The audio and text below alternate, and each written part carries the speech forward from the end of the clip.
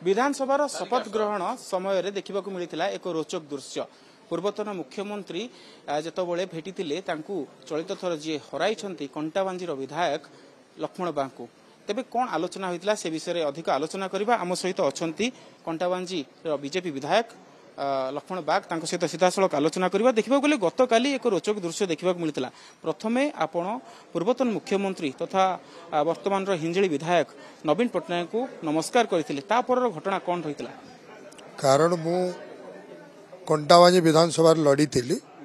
से मोर पूर्वतन मुख्यमंत्री थिले किंतु मोर व्यक्तिगत तांको सहित किसी दुश्मनी नहीं। से मोर प्रतिद्वंदी केवल थिले।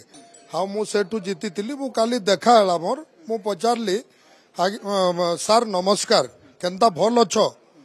से कहले व्हाट? तापरे मु कहली I am Lakshman Bag Kantabanji assembly members. तापरे से कहले ओ यू फीडेट में यू डेफिडेट में। तापरे मु हसी देली। से थैंक यू जणेले कांग्रेचुलेशन जणेले पलेले। देखा गले निश्चित रूप पूर्वतन मुख्यमंत्री नवीन पट्टनायक जो भाव में वर्तमान अनेक फैन फॉलोइंग अच्छा लोक मैंने भल पाँच सहित आप आलोचना कले सी आपन को देखिए गोटे प्रकार खुशी हेले।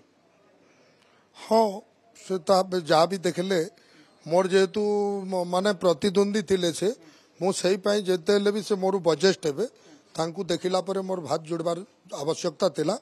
सेति मु तांकू नमस्कार कली कहली मु कंटाबांजी आसी। से भी खुशी हेले कहले बधाई हो।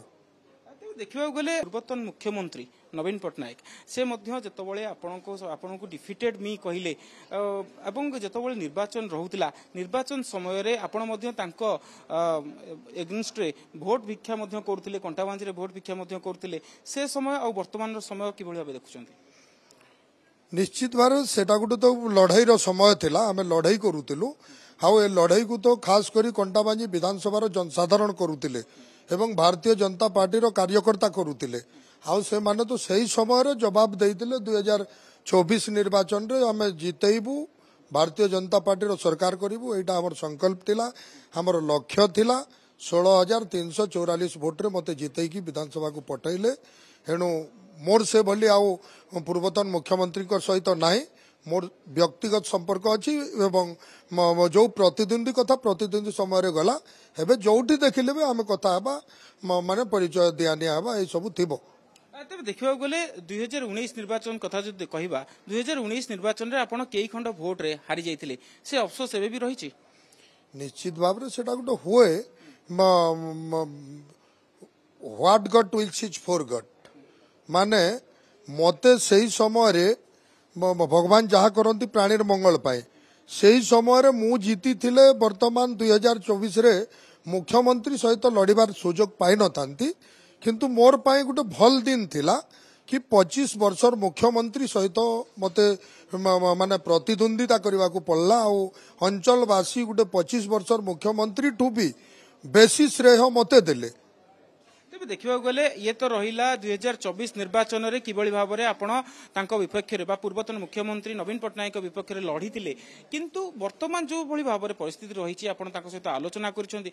व्यक्तिगत भाव में आपण नवीन पट्टनायक को किबळी भाव देखंती एवं तांकर जो भली व्यक्तित्व अछि आपण ताको किबळी भाव देखंती? मोर तो मुख्यमंत्री थिले से पूर्वतन मुख्यमंत्री थिले आम मुख्यमंत्री बोली थिले वर्तमान भी पूर्वतन मुख्यमंत्री बोली अछंती सही बेले हमर स्नेह ममता थाउ आमे सेमती देखुछु। तो व्यक्तित्व को किभली भाव देखती कारण एबे भी अनेक लोक सोशल मीडिया रे जेहेतु से वर्तमान मुख्यमंत्री नहांती अनेक तांको मिस करूछंती तांको कथा मने पकाउछंती तांको व्यक्तित्व को आपण किभली भाव वर्तमान कहिबे?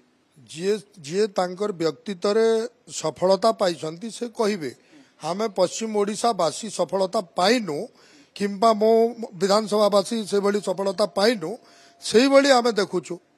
निश्चित रूप आम सहित अधिक आलोचना करुले कंटाबांजी बीजेपी विधायक लक्ष्मण बाग एवं निश्चित रूप से गतकाली जितेबाला विधानसभार शपथ ग्रहण उत्सव एक रोचक दृश्य देखा मिलता एवं पूर्वतन मुख्यमंत्री नवीन पट्टनायक को जितेबाला सहित आलोचना होता से विजुआल भाइराल होता। भुवनेश्वर कैमरा पर्सन दीनबंधु देवाशिष मल कनक न्यूज।